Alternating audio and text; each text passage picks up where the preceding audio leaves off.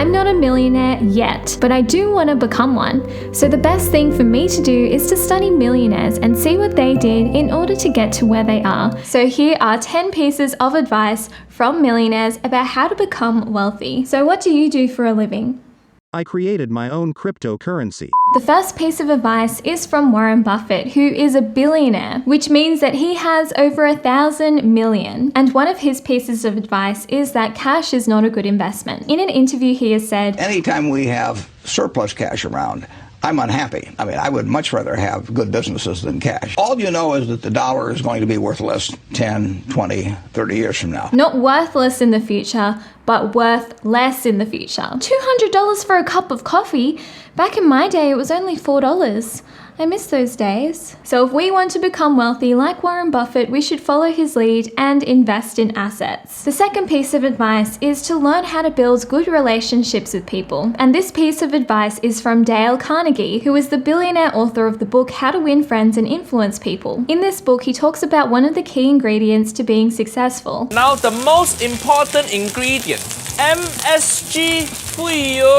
And that is learning how to build good relationships with people and learning how to make good connections. One of the biggest lessons that I learned from this book is in order to make good connections with people, we need to develop our social skills and be genuinely interested in others. So I started a YouTube channel the other day. So what's been happening with you? Oh my gosh, I've got so much to tell you. My life is so exciting. So doing things like being generous with praise, trying not to condemn or criticize people. An example of why having good relationships with people is important can be found in the series Harry Potter. Even though Harry was an amazing, talented, smart, and brave wizard, he wouldn't have been able to defeat Voldemort if it wasn't for the help of his friends Ron and Hermione, and of course all of the other people that have helped Harry Potter along the way. Harry, of course we're going to help you.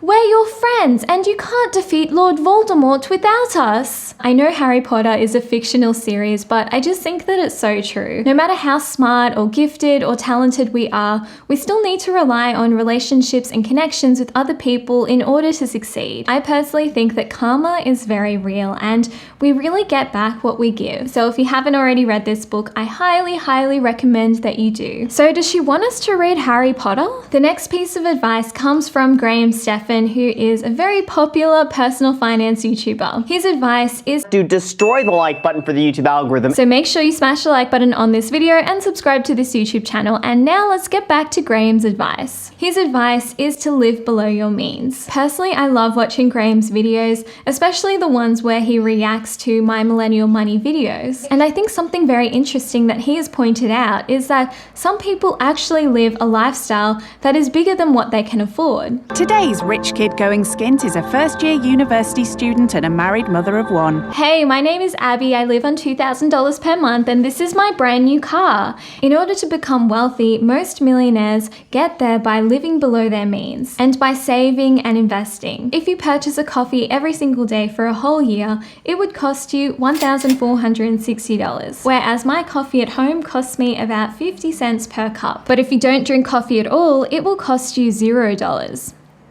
The next learning is by fellow YouTuber and content creator Tracy Edwards. She has a net worth of over $1 million and actually lives off the dividends from her investments. I was watching one of her videos the other day and she said something that I think is just so true. If you want to increase your net worth, is to increase your assets and decrease your liabilities. In order to increase our net worth, we need to increase our assets and decrease our liabilities. This is something that Robert Kiyosaki also talks about in his book Rich Dad Poor Dad. If we want to become wealthy, we need to invest our money into assets and assets that will appreciate in value over time, rather than purchase liabilities that will decrease in value over time. Tracy also says that never borrow money, never incur a liability on something that's a depreciating asset. Because we will be paying compound interest on a depreciating asset like a car. And this is an example of purchasing a car on a car loan versus purchasing it outright. So if we were to buy a brand new car for $30,000, it would be worth $11,417 after 5 years. However, with a fixed interest rate of 6.49% per annum over the 5-year period,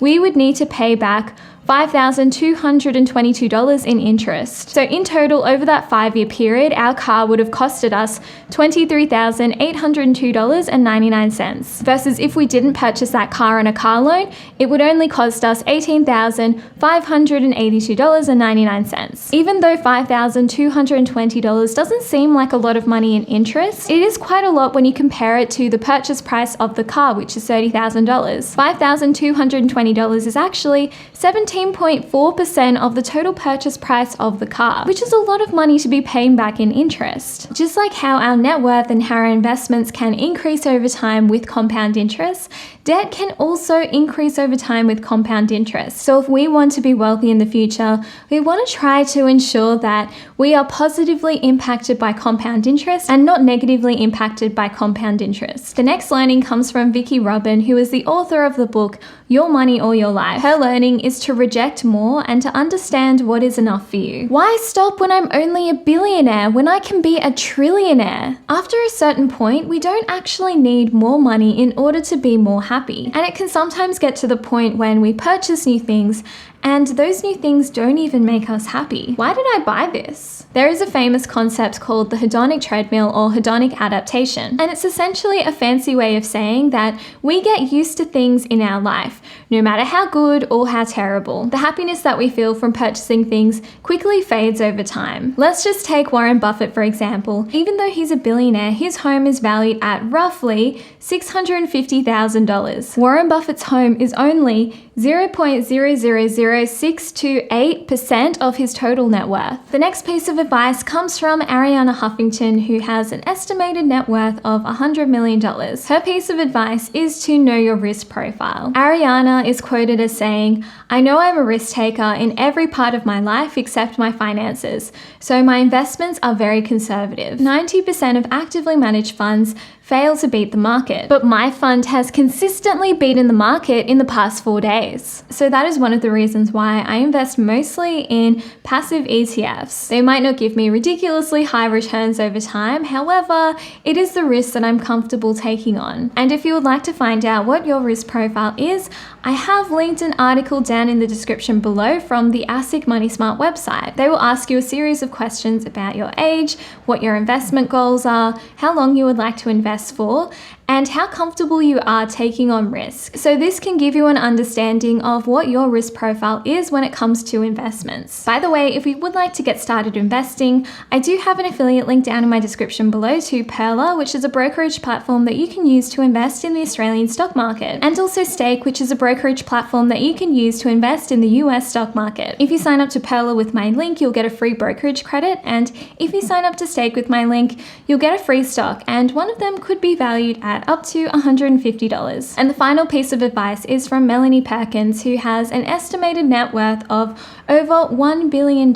She is the CEO and co-founder of Canva. Her piece of advice is that you can only grow as big as your dreams. I want to be the biggest YouTuber in the world. If only my subscribers watched until the end and shared my channel with their friends. Here are some notes that Melanie has written to understand whether her goals are big enough. If I don't feel small and inadequate before it, it's not big enough. If it doesn't simultaneously move me, scare me, excite me, and humble me, the goal probably isn't big enough. If I could achieve it on my own, it's not big enough. If I could achieve it in a year, it's not big enough. If there's a clear path to the end, it's not big enough. If people don't think it's impossible, it's not big enough. At the end of the day, as cheesy as it sounds, we only live once. So we might as well set ourselves some crazy big goals to achieve in our lifetime, just to see how far we can go. And she is living proof that it is possible to achieve those crazy big dreams. I have a secret code word for you, which is dream, as in you can only grow as big as your dreams. So write me a comment below with the word dream in it,